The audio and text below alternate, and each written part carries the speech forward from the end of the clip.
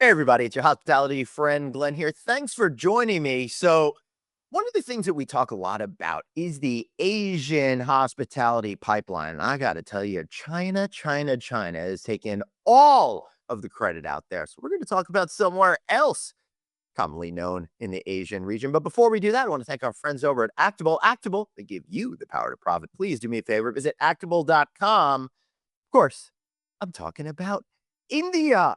Much loved country, not necessarily gets the credit it deserves for hospitality development. And apparently it's on a roll. So I called up our friend, Mr. Bruce Ford over at Lodging Econometrics over there. And I said, hey, Bruce, what's going on in India? Bruce, what's going on in India? Well, Glenn, the story is wild and crazy, Yeah. as you probably imagine. Mhm. But the biggest thing about India that is compelling to me is the Western brands all now have a plan Right. for what they want to do in India and how they want to grow their portfolio of their global brands. And of course, we know, as we've mentioned many times, they have a full suite of brands now across all of the chain scales, Yep. multiple property brands in the full service, multiple property brands in upscale, and now they're seeking to bring those to all of the best rate markets across the world. And India continues to see that kind of travel growth, that kind of population growth, that kind Mhm. of economic growth that really attracts those Western brands, and they find their business partners, and they get to do projects together, and they have a much broader offering today on this side of the real estate cycle than ever before. Right. So First, before we get into the numbers on India, which is I know where you're going right now, I'm curious because I mentioned China and the parallel to, there's got to be a parallel to China. I'm thinking you'll educate me because you know all this. I'm getting the vibes that it's like what China market was 20 years ago. you could certainly say that, and China was driven at that time by some of the Olympic events. Obviously, Beijing hosting the Olympics. They've now had a winter and a summer Olympics. First one was 2008, though, right? Yeah. Yep. They've now had a winter and a summer Olympics Oh, based that's about around 20 years Beijing. ago. That fits into, they would have started building the hotels about 20 years ago. Glenn, you're just amazing. I, Okay. We should all admit it. We should all admit. what I keep telling everybody. Maybe one day someone will get on board with me.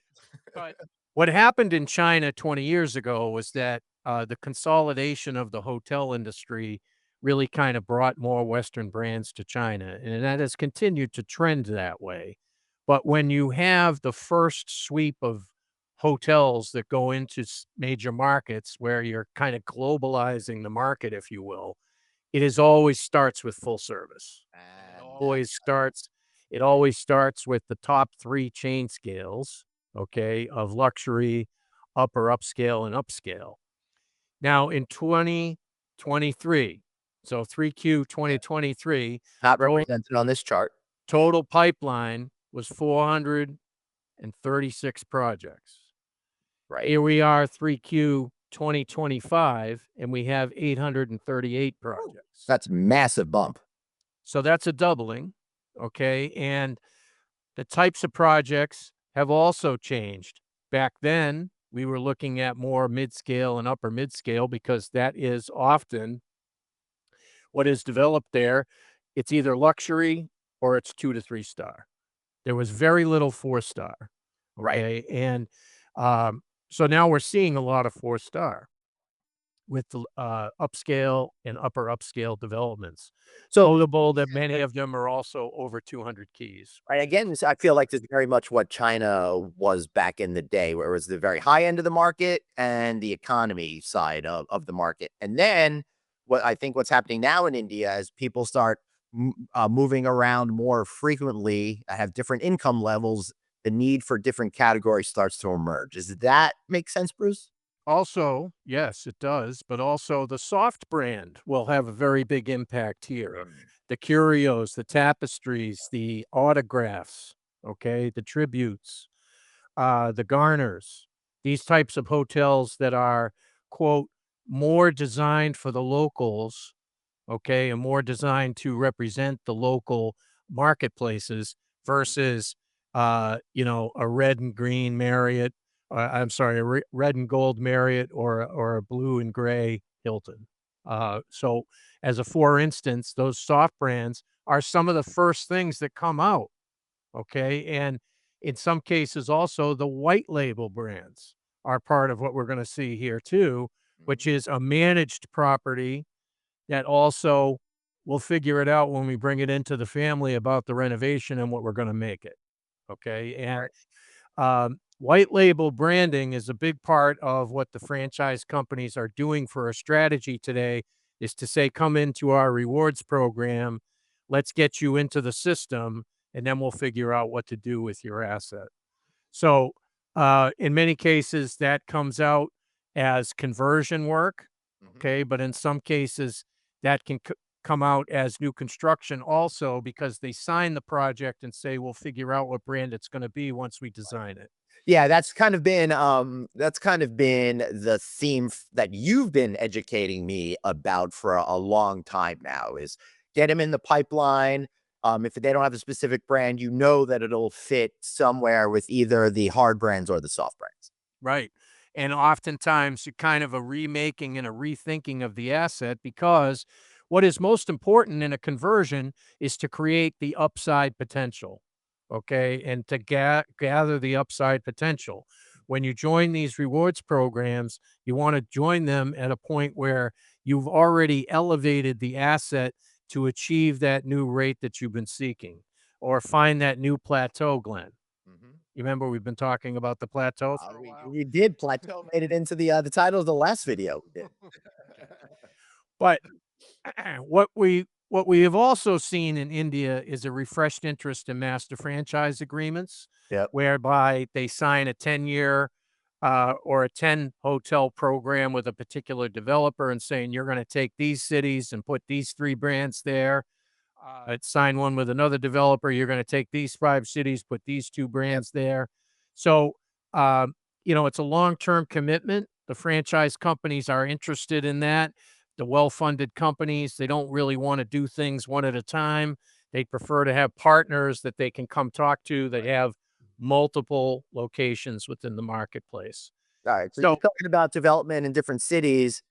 Typically, it starts in the larger cities, and I think we're seeing that here as well. right, but suburbia is really being created in India as they continue to draw new suburban lines similar to some of the major cities in the United States as we are willing to commute 30 to 40 minutes, but still be in the metro area. Kind of like New York City would say Nassau County or Westchester County kind of Sure. thing is adjacent to it. Yep. Yeah. So many of these markets have these pipelines that have continued to grow, Mhm. but they haven't all started construction yet. You'll notice that uh, just under 10,000 rooms scheduled to open this year. Then we're going up to almost 11. Then we're going up to almost 12. Mhm. And if I was to say what 2028 and 2029 looks like, we're probably going to be opening 20,000 rooms a year in India in those years going forward, simply because the investment is headed this way. You have 100,000 rooms that are in the pipeline today for new construction, and only really 26 of them scheduled to open so far. So you're three quarters of the pipeline not scheduled to open before 2028. Substantively, this is the look forward. Yeah. Um, and one of those markets that's kind of getting ready to get ready. So the economic conditions for operating performance in India are very good. Flight growth in terms of what they call daily arrivals at the airport continue to grow. Population continues to grow. Economic growth is there. And so therefore we see investment in the All right, hotel. Bruce, you just answered my last 5 questions that I didn't have a chance to ask you. So that was really helpful. I just sum it up, Glenn. Yeah, you Uh, really do. I just sum it up.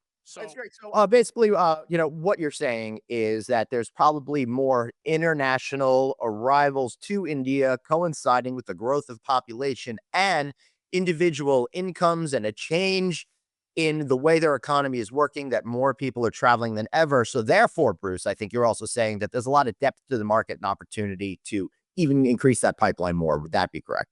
oh, that'd be correct. If we're gonna open 20,000 rooms a year in India starting in 2028, we will need a pipeline that's almost twice as big as it is today. So expect another doubling in a couple of years. Any specific strategies you see going? Is it going to be the major cities as represented in this chart here going forward, or are we going to see more areas that are in the outskirts, that secondary cities start to get a little bit more hospitality love?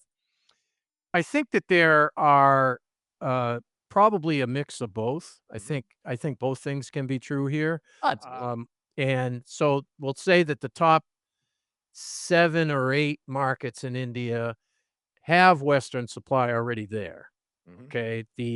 And significant Western supply. Yeah. The markets that are between, like, 7 and 25, there's a long way to go, okay? And so those may be more of a focus for the Western brands coming to India and looking to continue to expand their markets. So there'll be more cities that I will have to go learn to pronounce, and that's okay. But Yeah. at the end of the day, um, the growth that we're seeing in India is notable. It's top 3 in the world.